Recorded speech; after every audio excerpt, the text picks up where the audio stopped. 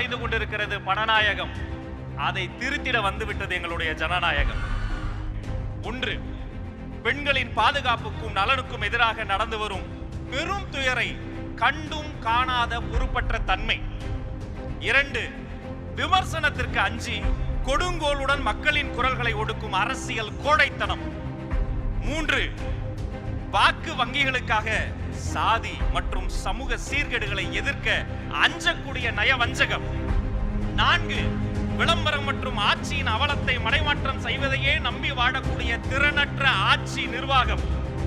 5, சாமானியர்களுக்கு எதிரான வன்முறைகளை அரசியல் நோக்குடன் ஊக்குவிக்கும் வகையில் செயலற்று கிடப்பது.